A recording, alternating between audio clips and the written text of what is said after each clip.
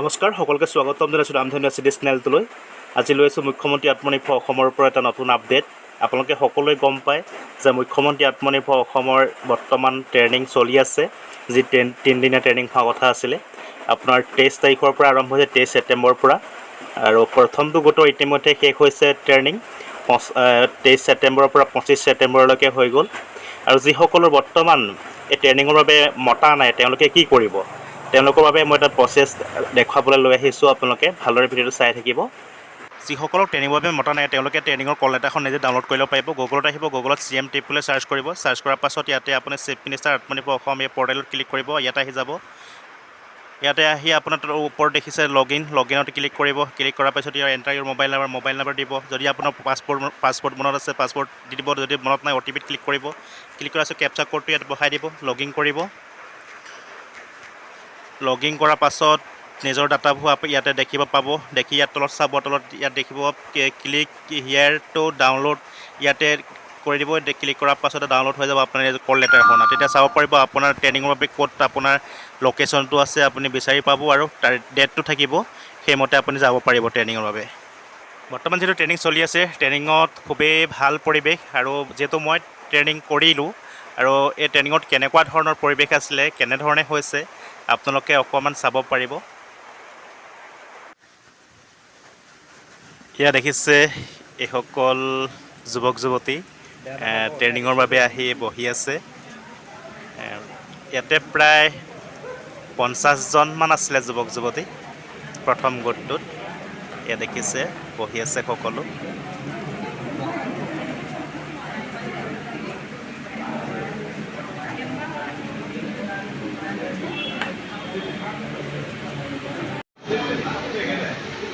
কেনেকুৱা লাগিছে ট্ৰেইনিঙত?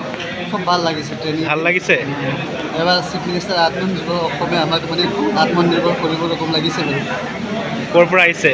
মই চন্দনপুৰৰ পৰা সৰুবাৰী গাঁও পঞ্চায়ত। আচ্ছা, ঠিক আছে। কেনেকুৱা লাগিছে ট্ৰেইনিং দি? ভাল লাগিছে। কোন জেগাৰ পৰা আহিছে ট্ৰেইনিং দিবলৈ? আচ্ছা, চেক্টৰ কি আছে?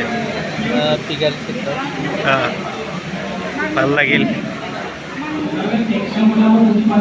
আৰু 3 নম্বৰ দিনাখন, অৰ্থাৎ একেবাৰে শেষৰ দিনাখন, 25 তাৰিখৰ দিনাখন, অসমৰ খুবেই জনপ্ৰিয় ব্যৱসায়ী, সফল ব্যৱসায়ী, গোলাঘাটৰ খুবেই জনপ্ৰিয় আদৰ্শৱান খেতিয়ক পল্লৱ গগৈ ডাঙৰীয়া বহুমূলীয়া ভাষণ, আৰু খুবেই আকৰ্ষিত কৰিলে সকলোকে।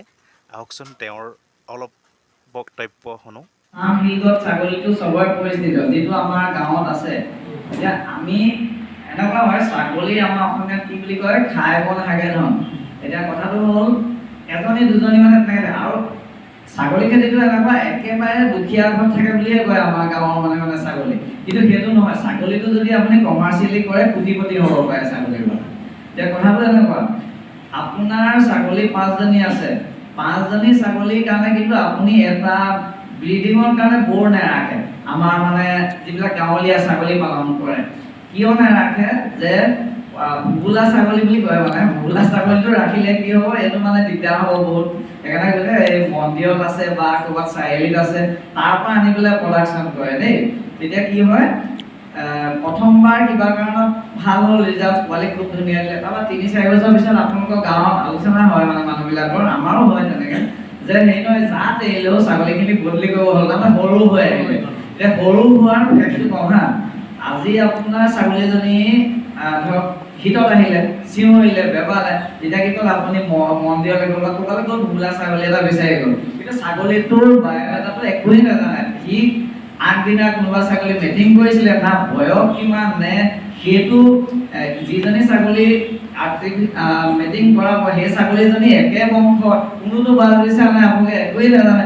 গতিকে কি হ'ল, কোনোবা পৰা এটা ভোবোলা পালে, সেইটো ইনব্ৰিডিং নহ'ল, পিছত আকৌ ইনব্ৰিডিং হৈ গ'ল।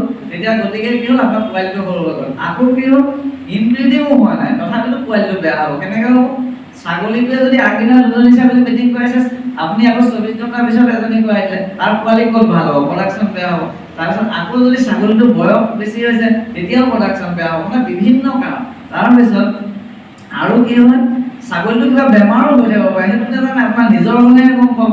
গতিকে সেইকাৰণে আপোনালোকে যদি এখন ছাগলী ফাৰ্ম কৰে, ছাগলীৰ পৰা ছাকচেছ হ'ব বিচাৰে, প্ৰথম মতা ছাগলীটো গোটাই ল'ব। তাৰপিছত মাইকী ছাগলী, এটা মতা ছাগলীয়ে 20 জনীমান মাইকী ছাগলী মানে আপোনাক কভাৰ কৰিব ধুনীয়াকৈ। আৰু তাত খালি আপোনাৰ ছাগলীখিনি যেতিয়া মেটিং কৰা হ'ব 6 মাহৰ পিছত ছাগলী হিটত আহি যায়, কিন্তু নিদিব প্ৰায় 1 বছৰমান হ'লেহে, যদি ভাল প্ৰডাকশ্যন লাগে। কিন্তু যদিহে মতা ছাগলীটো মেলি থয়, তেতিয়াহে প্ৰথমবাৰতে গাভিনী হৈ যাব, তেতিয়াও আকৌ পোৱালি হ'ব তাৰমানে। সেই তেনেকৈ আৰু এই বেমাৰবিলাক যে লাগে, আজি PPR, ET, ব্লড Fox, FMD, foot and mouth disease, এই বেমাৰবিলাকৰ পৰা হাত সাৰিবলৈ মানে বিচাৰিলে আৰু যদি প্ৰফিটেবল লাগে ছাৰ, ষ্টৰ ফিডিং কৰিব লাগিব। আপোনাৰ ৰুমত বুলি নহয়, মানে ধৰক এনেকৈ এডোখৰ জেগা বেৰি ল'লে, অন্য ছাগলী যাতে স্পৰ্শত নাহে আপোনাৰ। তাৰপিছত আকৌ আমাৰ গাঁৱত এনেকুৱাও দেখোঁ, বিটেলৰ ছাগলী এটা কিনি আনিলে, বাৰবাৰী ছাগলী এটা কিনি আনিলে, চিৰৈ ছাগলী। কি কয়, ছাগলীটো 30,000 ল'লো, ইয়াৰ পইচা উলিয়াব লাগিব। কেনেকৈ উলিয়াব? কাৰোবাৰ ছাগলী এজনী গাভিনী কৰিব 100 টকা ল'ব। তাৰমানে সেয়া নিজৰ লষ্ট হৈ গৈ আছে তেখেতৰ, 100হে পাইছে, কিন্তু এইফালে 1000 টকা লোকচান। কেনেকৈ হৈছে? সেই ছাগলীটো যিমানখিনি মিটিং পাইছে সিমানখিনি ফিট মেনেজমেণ্ট নাই, তাৰমানে খালি বান্ধি থৈছে, কাৰোবাৰ ছাগলী এজনী লৈ আছে 100 টকা লৈছে, সেইটোৱে বহুত। কিন্তু এটা ছাগলী বিকি যে 20,000 টকা লৈ ল'ব পাৰি 3 মাহত, সেইটো অকণ হোৱা নাই ফাৰ্মাৰজনে। গতিকে সেইকাৰণেও তেনেকৈও লোকচান হয়। মানে ছাগলীটো আনিলেই নহ'ব, আপুনি যদি যাৰ তাৰ ছাগলী মেট্ৰিক তেখেত আহিছে, তেখেতক ক'লে যে মই য'ৰ পৰা আনিছিলোঁ তুমিও আনিলোঁ, তেতিয়া কিন্তু তেখেতৰ ছাকচেছ হ'ল, আপুনিও। এতিয়া মোৰ এখন গাহৰি ফাৰ্ম আছে, আপোনাৰ প্ৰায় 300মান গাহৰি হয়, ঠিক আছে। তাত মোৰ 6টা-7টা এতিয়াও মতা গাহৰি আছে। কিন্তু আপুনি যদি বিচাৰে, আপুনি মোৰ বন্ধু হ'লেও মই নিদিওঁ গাহৰি। মানে সেইটোত বেয়া পাই লাভ নাই, কিন্তু মই আপোনাক দিম। যে এইটো নহয় যে পলকটোকে বিটটো বুজি যাব বুলি নিদিয়ে, সেইটো নহয়। কিন্তু মই ক'ম যে তোমাক যদি এনেকুৱা এটা মতা গাহৰি লাগে, মোৰ পৰা কিনি লৈ যোৱা, আৰু নহ'লে পোৱালি এটা তাৰমানে নিজৰ কৰি লোৱা, লোকৰ বস্তুৰ ওপৰত আশা।